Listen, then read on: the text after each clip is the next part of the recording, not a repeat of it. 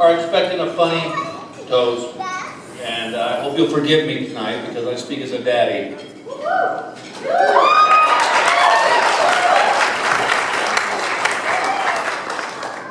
This is an occasion that every father dreams of and dreads. It's the day that his daughter gets married. And while I could not be happier for the two of you, it's 28 years ago when I held my little girl for the first time. And she looked me straight in the eye.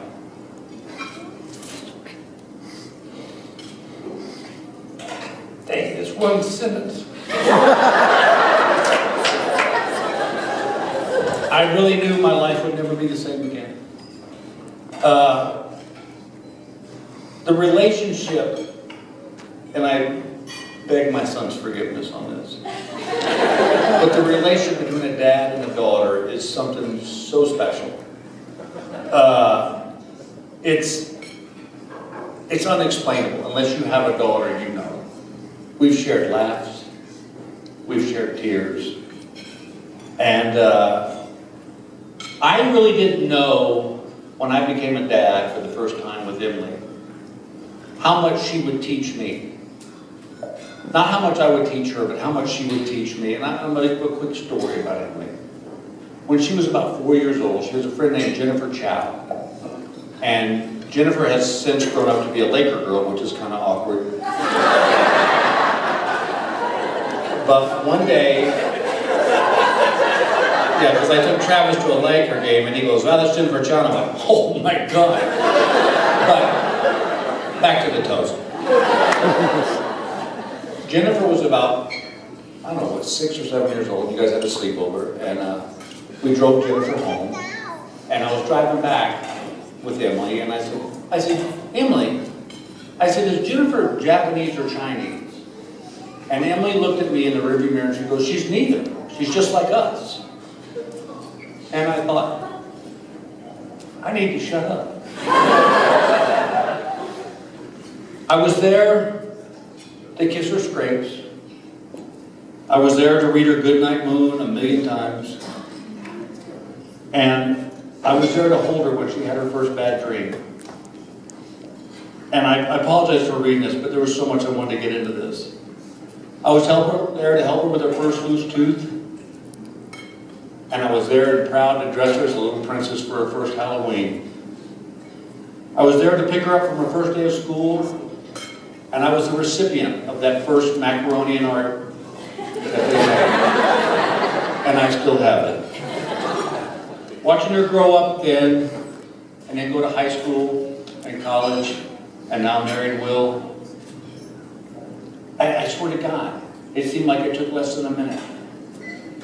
Although my gray hair proves different, I have always been the man in her life.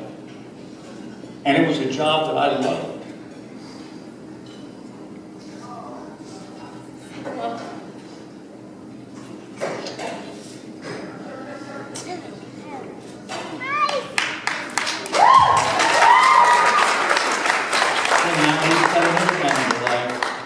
And I know that you will give her everything and more than I could ever give her. It's hard to give all that up to another man, but I really do believe, Will, that you're the guy. You're the guy that can give her that and be there when she's sad and be there when she's happy and share in her accomplishments and share when she's hurting. And that makes me and Gail so happy. Because all a dad wants for his daughter is to find love and happiness. And that guy who will stand there with her and go, "I don't care what everybody else says, I'm with you, babe." And you've got it. And as you two start your life together, I honestly see me and Gail at this age. And that gives me such great comfort. Because trust me, if we can make it, you can. Now, on a night like tonight, everybody's all, I'm going to tell you right now, life, it's not going to be a bucket of cherries. There's going to be bumps in the road. But if you approach these as a team, There's nothing that you can't achieve. And I don't know that there's a perfect formula for the perfect marriage, but I do know this, and Gail, your mom and I live by this. There's 3 things. Always be honest with each other. Kiss each other goodnight before you go to bed.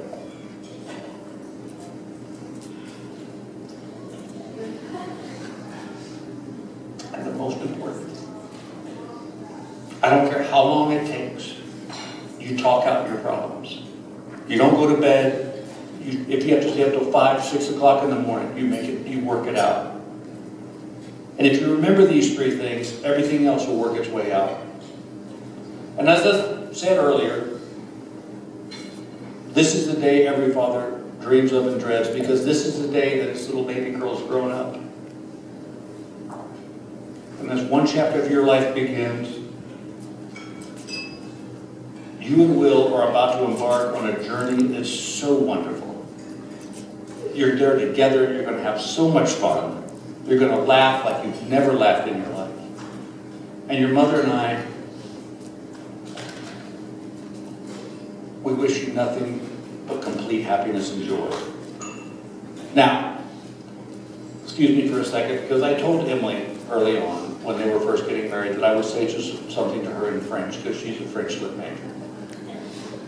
And then the fear hit me that because I'm scared of butchering the beautiful French language, and the thought that I might say something that I didn't mean through bad translation. I don't want to say like I love you more than lobster. You know, it's like...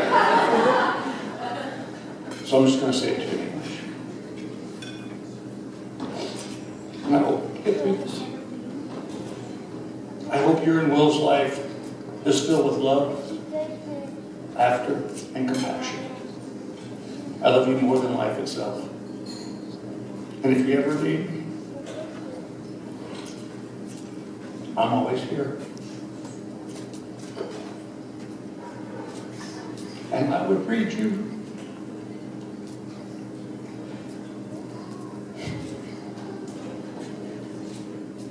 damn it. I would read you Goodnight Moon 1,000,000 times again. Oh, what the hell. Become my petite fille. Now, let us all raise our glasses.